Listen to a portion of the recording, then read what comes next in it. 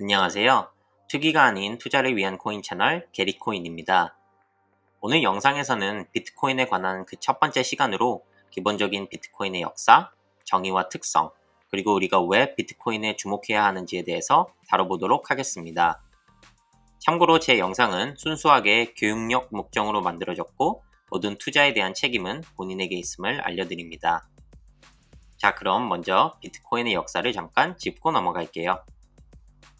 먼저 비트코인의 기원은 1980년대 후반부터 시작된 사이버펑크 운동에서 찾을 수 있는데요. 1993년도에 사이버펑크 운동가 중 한 명인 에릭 휴즈가 적은 사이버펑크 성명서에 보면 이러한 내용이 나옵니다. 인터넷이 활성화되면서 개인정보에 대한 보안이 굉장히 중요해졌는데 이걸 우리는 정부나 대기업에게 믿고 맡길 수 없다. 우리 개인정보는 우리가 직접 책임진다 라는 말인데요.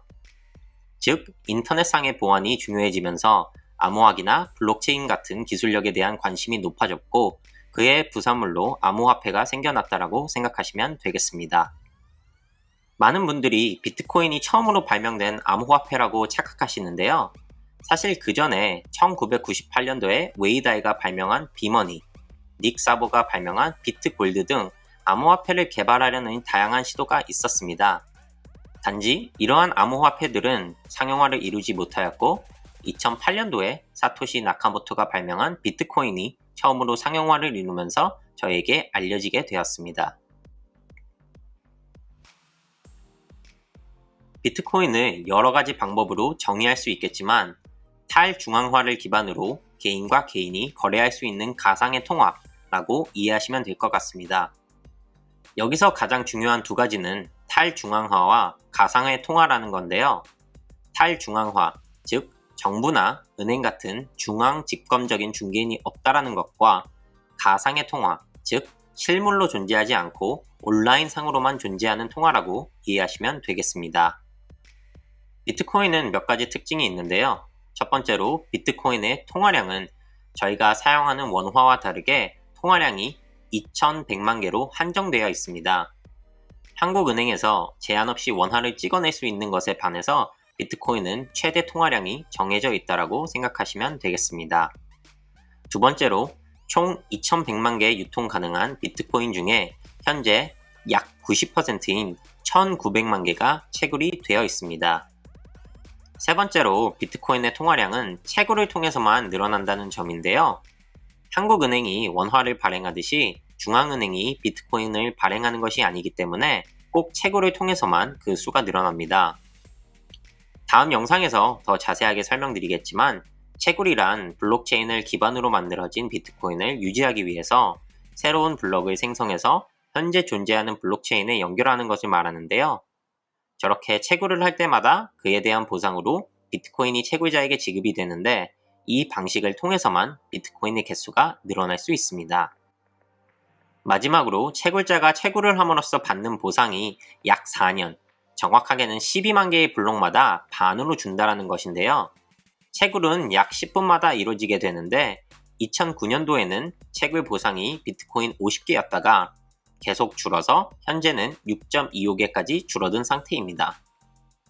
4년마다 비트코인 가격이 가파르게 오른다라는 얘기가 있는데요. 바로 채굴에 대한 보상이 약 4년마다 반으로 줄어서 그런 얘기가 나오는 것 같습니다. 이러한 현상을 그래프로 보시면 아마 조금 더 이해하기 쉬우실 텐데요. 검은색 그래프가 시장에 풀린 총 비트코인의 개수를 나타냅니다. 이 그래프를 보시면 시간이 지남으로써 곡선이 점점 평평해지는 것을 보실 수 있는데요. 즉, 점점 추가되는 비트코인의 개수가 줄고 있다는 뜻이죠. 이게 바로 4년마다 채굴 보상이 반으로 주는 영향 때문입니다. 여기서 한 가지 중요한 포인트는 4년마다 채굴 보상이 줄기 때문에 비트코인은 상당 부분 인플레이션에 관한 문제를 해결했다라고 볼 수 있는 점이고요.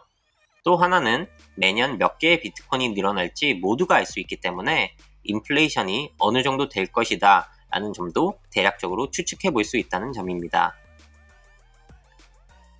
이번엔 비트코인의 가치에 대해서 잠시 얘기해 볼 텐데요. 이 부분에 있어서는 사람마다 의견이 다를 수 있다는 점 미리 말씀드리고요. 이건 철저히 제 개인적인 의견이라는 점도 미리 말씀드립니다. 올해 5월 28일에 영국 중앙은행 총재이신 앤드루 베일리가 한 인터뷰에서 이렇게 말씀하셨더라고요. 암호화폐는 아무런 내재 가치가 없다.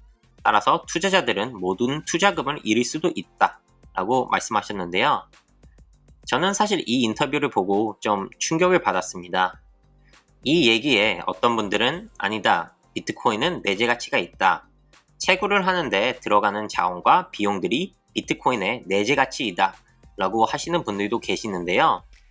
제 개인적인 의견은 현대사회에서 화폐, 즉 돈이라는 건 기본적으로 내재 가치라는 게 없습니다.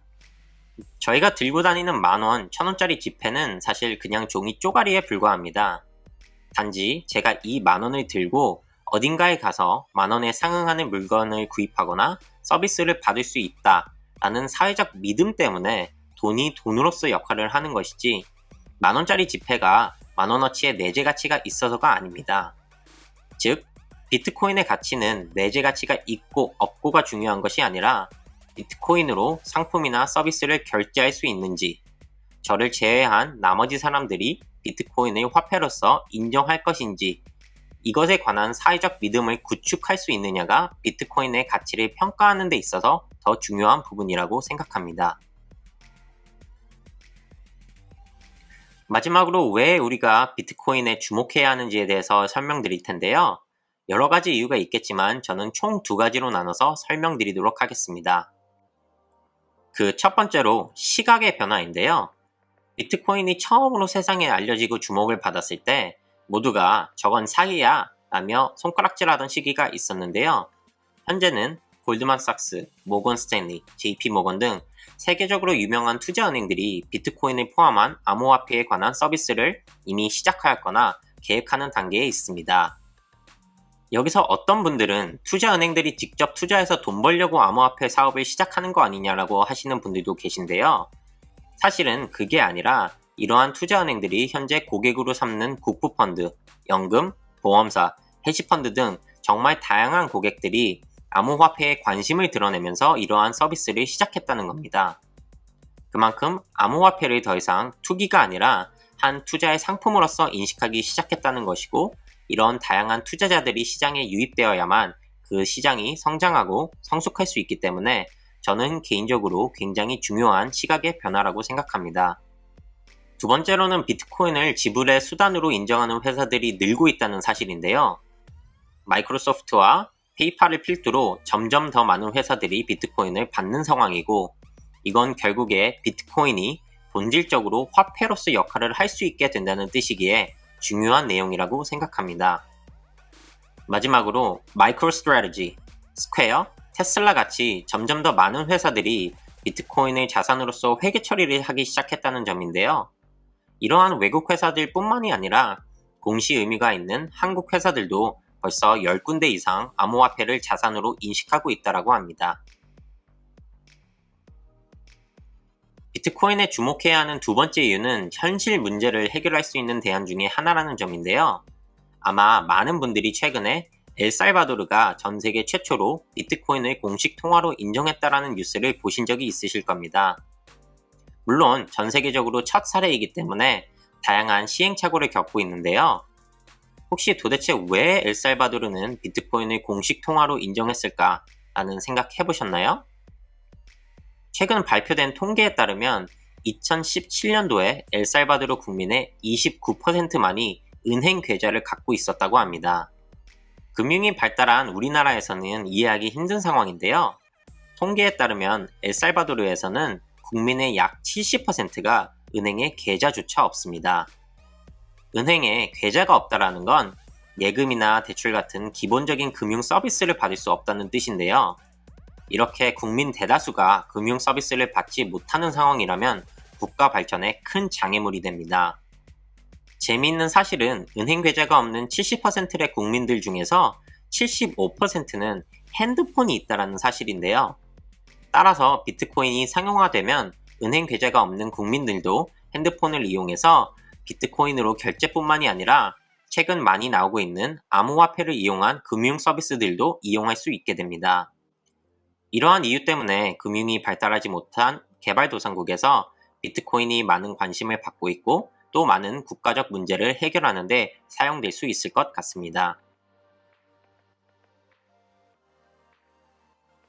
이번 영상에서는 암호화폐의 대장격인 비트코인에 대해 알아봤는데요. 어떠셨나요? 혹시 이해가 잘 안 되시는 부분이나 질문들은 댓글로 남겨주시면 제가 최대한 빠른 시일 내에 댓글에 답변을 달아드리거나 다른 영상을 통해서 답변 드리도록 하겠습니다. 이 영상이 유익하셨다면 구독과 좋아요, 그리고 알림 설정까지 부탁드릴게요. 감사합니다.